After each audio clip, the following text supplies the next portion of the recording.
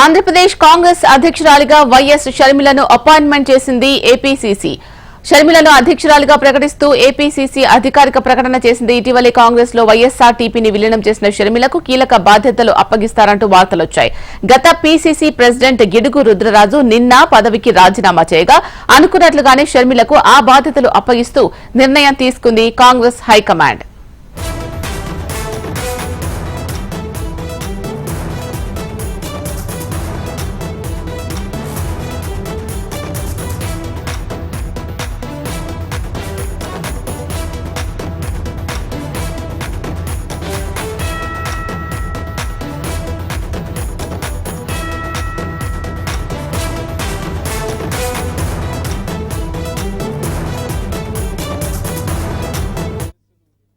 Andhra Pradesh Congress అధ్యక్షురాలిగా YS షర్మిలను appoint చేసింది APPCC.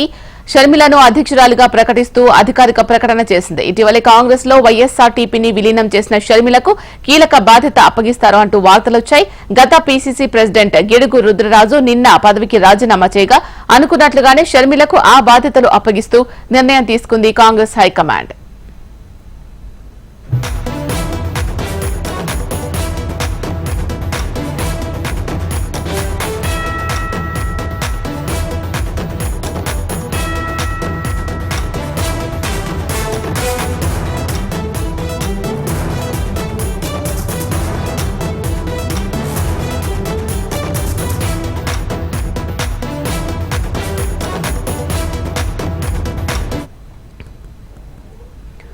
Andhra Pradesh Congress అధ్యక్షురాలిగా YS షర్మిలను appoint చేసింది APCC. షర్మిలను అధ్యక్షురాలిగా ప్రకటిస్తూ అధికారిక ప్రకటన చేసింది. దీనికి సంబంధించి మరిన్ని అప్డేట్స్ మా ప్రతినిధి శిరీష్ అందిస్తారు.